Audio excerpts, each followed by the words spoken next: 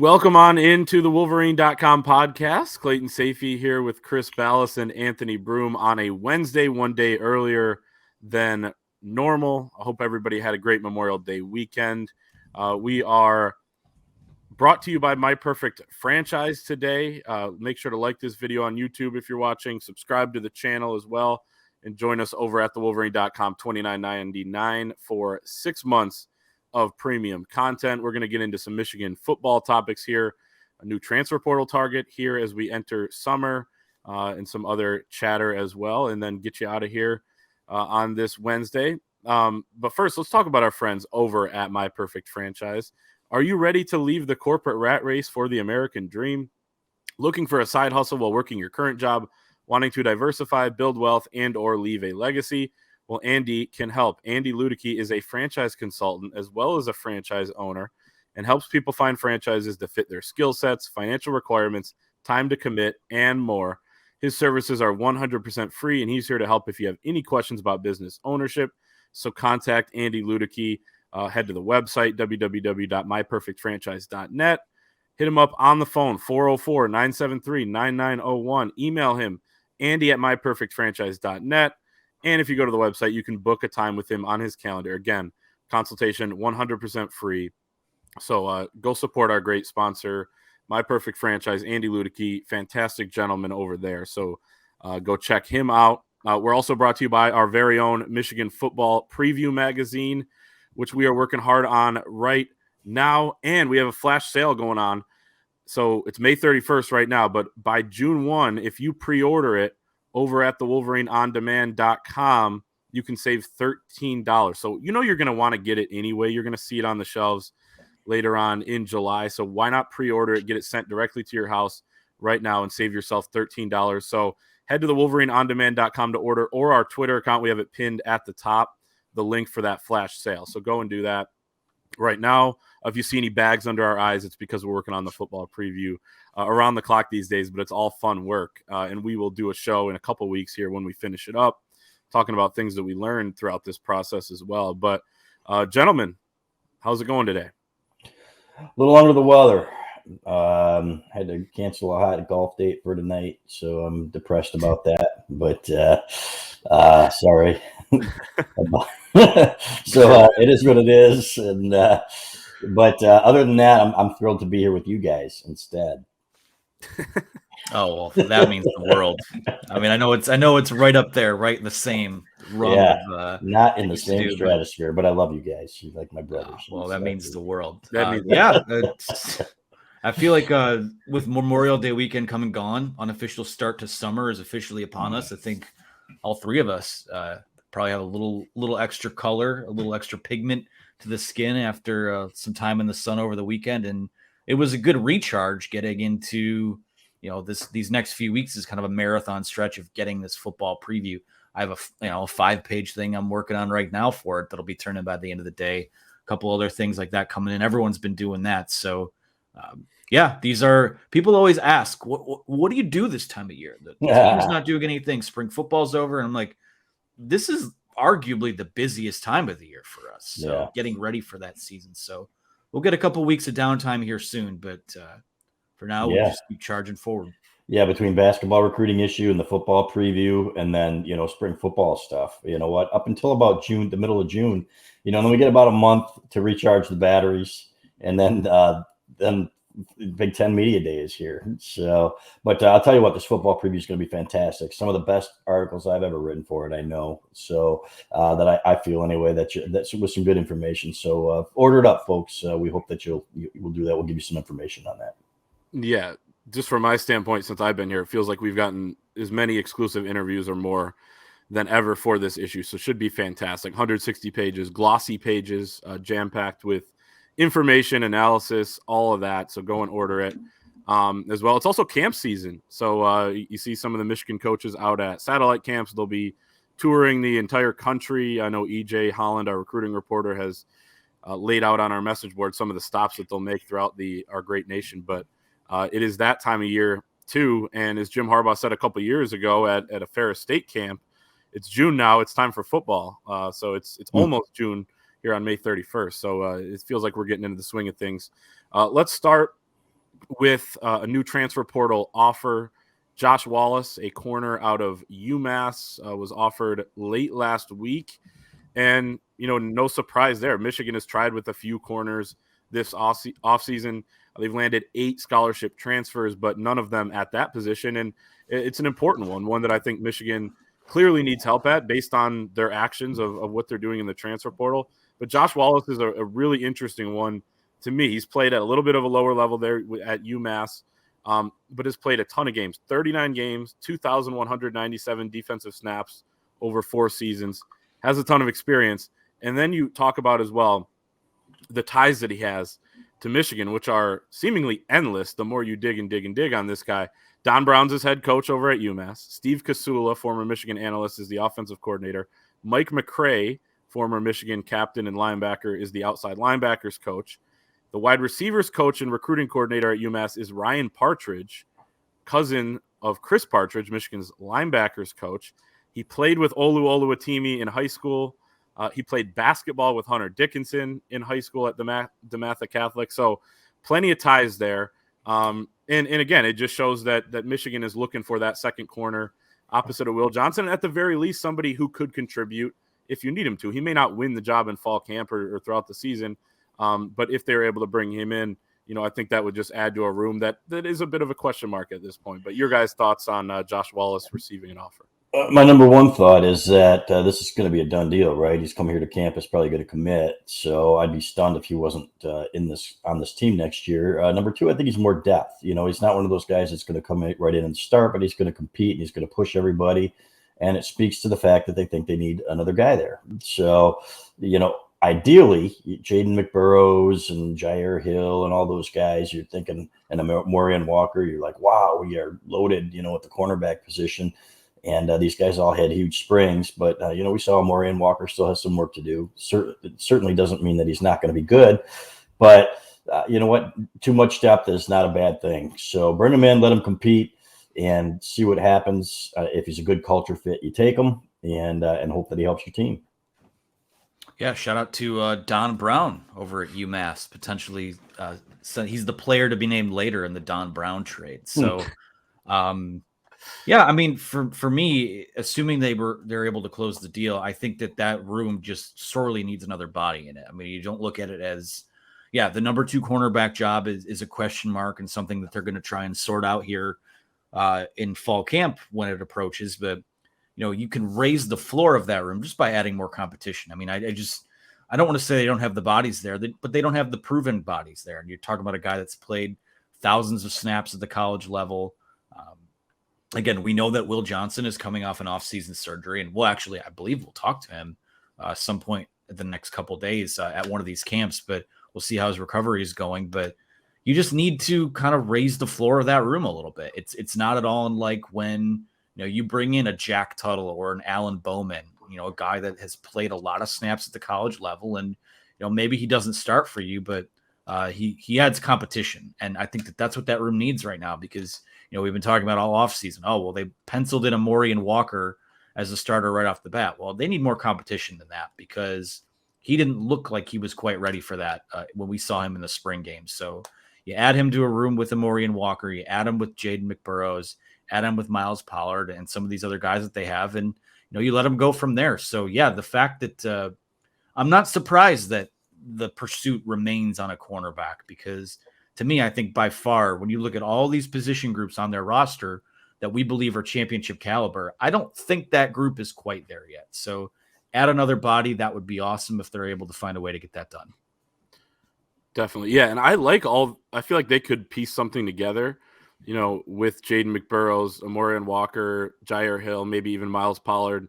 But it does feel like each of those guys is almost a year away from being more of an impact type of player. And I think they could be solid there. But when you're a team that could be one piece away from winning a championship again and maybe winning a national championship, you're going to, go out and try to plug a hole. I mean, you did it at kicker. They've done it at countless positions this offseason. They even maybe did it to a more, higher extent than we even thought they needed to on the offensive line. You have tons of depth there. So they're definitely willing to plug some holes. And then the scholarship people out there that are always asking about scholarship numbers, it just somehow works its way out. And some guys obviously, able to pay for their tuition via NIL and things like that. But this is, and it's interesting too with Michigan. They're not only a talented team, but they just have a lot of scholarship type of players as well. I'd be interested to see how other teams are doing that across the country. I assume something similar, but there are going to be a lot of options for this Michigan team this fall. And I think if Josh Wallace is one of those, he could contribute. He's in Norman for a visit to Oklahoma right now, so kind of see how that plays out. But we'll see how Michigan progresses here when they get him on campus. Let's move on to our next topic, which is Colston Loveland today on with John Jansen, who, Chris, you were just on the phone with, talking to him for the football preview. John Jansen, that is, not Colston Loveland. Yes, you were just on the phone with John Jansen. But Colston Loveland, one of the best ever to wear the uniform, by the way, and an unbelievable guy. Just wanted to plug JJ. So, no doubt. And check his podcast out, In the Trenches. He had Colston Loveland and Davis Warren on today. But Colston Loveland, we'll talk about one of his comments here. One, he's up to 248 pounds. Is going to be, he said, hopefully to 253 by the time fall camp starts. So I know we had some people really asking about what's Colston Loveland's weight. Well, he talked about it today. But he had an interesting quote when John Jansen asked him about the identity of the Michigan offense. And here is his quote. It's Michigan football, and we're going to keep playing how we've been playing. We're definitely going to run the rock. We've got a great O-line, great running backs, great receivers for blocking on the perimeter. But I think we're definitely going to spark a little more in the pass game this year, especially building the chemistry. We have JJ all offseason, referring to JJ being healthy as opposed to last year. I think we're going to sling it around the yard a little bit more. So my question to you guys on that is, and it's one thing for one player to say that, I'd be interested to hear Jim Harbaugh's thoughts. And, even those, I think he says things for certain reasons, especially in the offseason at times. But do you guys believe that will end up being the case when this season is over, that Michigan will, raise its output in the pass game? I do. I don't think it's going to be Air JJ, but I do think that with a running game like this, your play action game should be better. And you've got the numbers, right, Clay? Don't you go back? I mean, with play action, how much they connected on last year? And and I can look it up right now, but JJ led the country in play action yards per attempt, according there to you have it. See, and he did not attempt. He didn't attempt many of them. He's way down there in terms of attempts there. So that's exactly right. And so I want to see more of that, right? When you are dominating on the ground like that, and for sure, continue to run the ball. I've said it a million times. Everybody's like, "Oh, I want throw." I'm like, there's nothing sexier in football than running over somebody for 400 yards rushing and just dominating people up front with your offensive line. Period. End of story to me. You know what? You want to take away the fourth quarter of that Ohio State game a couple of years ago and just start slinging the ball, or do you want to watch Hassan Haskins completely emasculate the Ohio State defense the way he did? And then for good measure, leap a guy at the 5-yard line. It's like, all right, I've been pounding you. Now I'm going to leap over you, sit down, have a Gatorade. So it was, to me, though, I love the idea of more play action, and I think that this team is going to be able to do that. JJ, I've said so many things about JJ. This kid is just a winner, and the fact that he doesn't care how much he's throwing as long as they win speaks volumes to me. And you could see it in Cade McNamara's body language sometimes. When the Washington game a couple of years ago, he was frustrated that they weren't throwing more. I'm like, well, too bad. You know what? It's time to go out there and he didn't complain about it openly, but you could kind of see it. JJ McCarthy is just like, yeah, let's smash him. Even in the TCU press conferences before the game, he's like, we're going to play smash mouth football and we're going to run it down your throat. And then when they asked him to throw, guess what? He still had 324 yards or whatever it was passing. So, but I think he's going to take a huge step this year. They've got some weapons. I am interested to see if they do have a true number one receiver, if Cornelius Johnson can get to be that 1,000-yard guy. But all in all, this should be one fantastic offense. Yeah, and you look at it too. I think so often when people talk about, what's John and Tom Crawford talked about on their show last night, the whole man ball thing, and what. But if you're going to increase the passing output, what does that look like? And I say, why can't you have both? And I think this offense is built to do both. Starting with Colston Loveland, I think that so often we talk about who's going to be the go-to receiver on this team. Who's going to be that guy that one of those gotta have it situations can move the chains for them. And I think it's kind of just staring us right in the face. I mean, Colston Loveland's the guy that's going to play in line. He's going to play in the slot. They played him a little bit at boundary wide receiver for a few snaps last year, and I believe in the spring game as well. So that's a guy to me. I think that we talk about what Colston Loveland can bring. If he physically has made the strides that he says he has, and that the program has asked of him, to me, I don't think there's any question that he can kind of be your go-to guy in those types of situations. And, in reference to the passing game too, I went back and looked at this. I believe it was either yesterday or the day before. What types of statistics or numbers have national championship winning quarterbacks put up in recent years? And I don't think that Michigan needs the gaudy numbers from J.J. McCarthy that, a lot of people thinks he might need. I mean, Jake Coker from Alabama, 2015 threw for 3,100 yards, 21 touchdowns, 8 picks. I mean, I think JJ McCarthy is a way better quarterback than that. But, you have your Deshaun Watsons and your Joe Burrows and your Mac Joneses in there who have put up these video game type numbers. But those teams were so successful because they could also run the football. They could control the line of scrimmage. So for me, I think that they will inherently take a step forward in the passing game, because I do think just another year of experience in this system for the starting quarterback, I think, is so huge. I don't think there will be as much, quote unquote, meat left on the bone. But, if you just improve on the margins there, I feel like we've been talking about this all off season. Can we finally break that single season touchdown mark? I mean, 25 touchdowns in a season is fairly pedestrian now by modern college football standards. So, you want to see them be a little more aggressive. I'd like to see them push the ball towards the end zone a little bit more. When we talk about using those tight ends and some of the bigger wide receivers they have. But, I don't know that the statistics, the numbers will look that much better. But when the dust clears on this season, I think that this passing game will be more efficient. And I'll say it too. I think they'll be a little more consistently explosive as opposed to kind of disappearing at times. Yeah, Michigan only threw the ball last year 26.4 times per game, 114th in the country, and I believe second to least in the Big Ten, behind Minnesota, which also had a really good run game.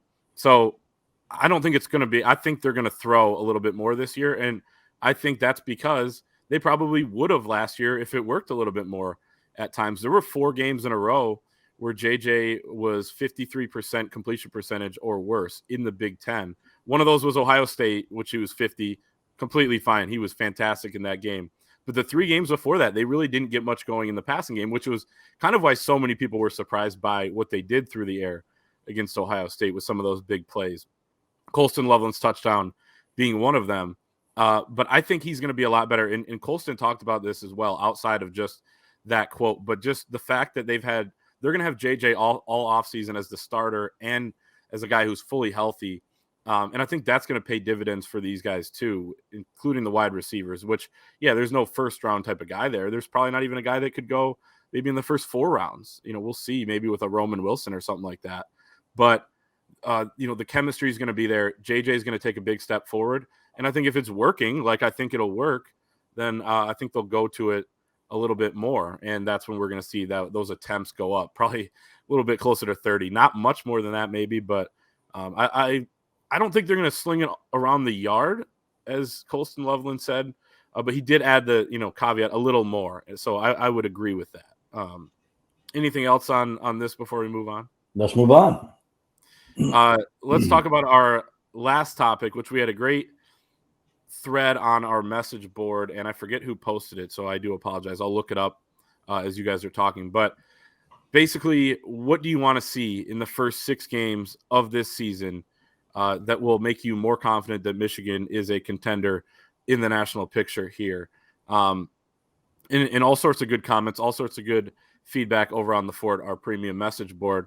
And these were the 4 things that I identified as something that would make me more confident that Michigan can and will contend in that second half of the season. And not saying that they have to do this for me to think there's a chance of that, but things that would make me feel a little bit better. 1 is winning all 6 games. 2 is staying healthy, no major injuries in that regard. But three, and these are really the two most important beyond those two requisites. The offensive line is just as good or close to as good. The defense is, has taken a step forward from last year, especially in the pass rush department. And then the fourth thing would be that J.J. McCarthy's taken a step forward in his development. I think he's going to do that as well, but would like to see it a little bit more earlier in the season.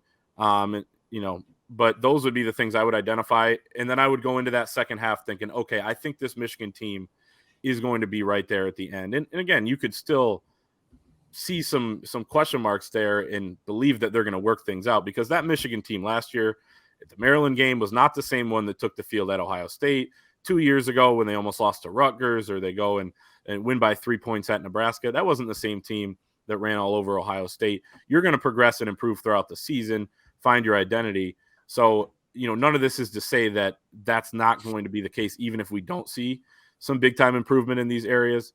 But what do you guys have to say to that? What do you want to see in that first half of the season to lead you believe that, or lead you to be more confident that this is going to be a national contender? Yeah, I think you summed it up. Stop the run, obviously, and all the cliche stuff. But the offensive line one's a good one. I responded to that question, just said 6 wins. I don't care how they get them. When you're going to Nebraska and Minnesota, I think are both those teams in the first 6 games. Yeah, it'll be games 5 and 6. Yep. Yeah, so just win on the road. It's harder than people think, and it's they're so much better than them, and and people are saying the same thing about Penn State. I don't think, if people haven't been to Penn State and seen that crowd and how hard it is to communicate there and stuff like that, don't really understand, I think, how hard it is to work there, even if you have a better team. Excuse me. So that to me is number one. Number two, the passing game a little bit better, at least for the playoffs, right? Because we've seen that Ohio State gave Georgia a better game than I think Michigan would have, and I think it's because of their passing game. We will never know, because Michigan laid an egg against TCU, but I think that they need a little bit more dynamic passing game. So they don't have that number one receiver again, like a Mario Manningham, or Braylon Edwards, Anthony Carter, guys like that. And if you don't, then you are going to be relying on your Colston Loveland, your tight ends a little bit more. I think A.J. Barner is going to surprise some people too. I think this kid's going to be really good. I think people are sleeping on him a little bit. So that's where it starts to me. I agree on the pass rush, Clay. You don't want to be sending guys all over the place like they were last year. Like Jesse Minter said, we had to blitz a little more than we thought we were going to, unfortunately. I think the interior pass rush will be better, and I think guys like Braden McGregor, Derek Moore, Josiah Stewart are going to bring more from the edges. So that to me is what I want to see. But I can't wait to see it, guys. You know what? I'm not wishing my summer away, but I just talked to John Jansen about this, and I said it feels like when we were covering your teams, the expectations, the culture, everything else, it's Michigan football again. Yeah, I think both of you guys have kind of hit on the ones that I would have circled. So I'll just I'll double down on all of that and also say this. Those first 6 games, I think, similar to last year, I think you kind of want to see a team come out and just hammer right away and sort of be on that warpath. I mean, a lot of people are going to, this is a team that's going to be favored in every single game. I think that there are going to be people that knock, we already see it. Heather Dinich is right back at it, knocking the non-conference schedule, despite the fact that all of the SEC schools, or most of them that are in bed with ESPN, play as worse or as bad or worse a non-conference schedule. I just want to see them come out and be aggressive. I think that we know that they're going to be able to kind of run on these first batch of teams that they'll play. So when we talk about the fact that you're going to have to be a little more dynamic on offense, with the passing game, don't be afraid to not win a game by 40 points. Maybe win it by 31 points instead, by giving those guys the work they need to round this into form. Because I think your mentality being what it is, where you want to control line of scrimmage, run the football, that's not ever going away. But I think that just becomes all the more dangerous if you can do the other stuff well too. So honing in on the details, there actually was quite a bit of juice for those non-conference games, because there was still a quarterback battle going on. I mean, I think you could kind of feel that the intensity was high, right out of the gate. And, there's less of those storylines this year, but you want to see a team that's hungry, that's not, resting on what it's done the last 2 seasons. I think that they can, quote unquote, coast through this season, but I don't think they can afford to coast through a game or through the non-conference. I do think that they do need to come out and be aggressive, and you want to answer all those questions that you guys laid out so eloquently. Yeah, in that first point too, the just winning all 6, as CB you kind of alluded to as well. Like, it's not going to be the easiest thing in the world. The non-conference games are easy, but as Anthony you mentioned, I mean, Heather Dinich fails to recognize that the SEC plays 8 conference games. They all play FCS teams, so it's not that big of a deal. And 2, you have Rutgers at home. You should take care of that. Although Rutgers has spooked them a little bit, whether it was leading at halftime last year or nearly winning at the Big House in 2021 against a team that ended up winning the Big Ten championship. But you get out of that. But then those 2 road games, you get out of those first 6 games and you move on to the rest of your schedule, which lightens up a little bit in the middle there. Then I think you feel really good about this team, regardless of kind of how they do it. Like, I think one of those 2 games, I've said this in the past, on the road against Minnesota and Nebraska will be fairly close. And I'm fine with that. Like, as long as they get out in, with a win there. So I don't think, I wouldn't take anything away from this team if they win those first 6, any which way. Yeah. And Heather, do your homework, quit being an SEC shill. Okay. It's getting old, you know what? And it's just, I'm tired of hearing that narrative. So there you have it. Bam. Lay the hammer down. Heather, come on the podcast. We'd love to chat with you. Yeah. Yeah. We would. I would bring Absolutely. her on. I'd get all my research on every schedule in the country. Absolutely. Yeah. Go through it, because I was looking at even ESPN.com. Michigan's schedule is, I think, 17th toughest in the country or something like that, or it's within that top 25. And when you play in a division like the Big Ten East, and part of it too is like all the teams that are at the top there are Michigan State, Rutgers, Maryland. Yeah, because they have to play Michigan, Ohio State, Penn State. Michigan doesn't have to play itself, so that helps with your schedule. But you can't apologize for being a good team and not having to play one of the top teams in the Big Ten. Well, so Heather thinks you have to. Yeah. So. Why don't they play? Come on, Heather. Yeah. Well, they did in the spring game, I guess. Michigan won that game, so they should get credit for that. But, exactly. There you have it. All right. Well, that, I think, is going to be our show for this week. Make sure to like the video if you want Michigan to win its first national championship since 1997, when John Jansen, who's gotten a few shout-outs in this podcast, was playing. So hit that thumbs up button. Hit the subscribe button as well on our channel. Make sure to check us out at thewolverine.com. Premium access, just $30, $29.99 for the next 6 months. So that will take you through, into that football season. So go and do that. Also, head to our Twitter account. We have it pinned at the top, but our flash sale for the Michigan Football Preview magazine, 160 pages. Save $13 right now by pre-ordering. You're going to get it anyway. Pre-order it now. Don't worry about it. It'll show up at your house. When it prints, you'll get it before everybody else. So go and do that right now, and we will see everyone next time.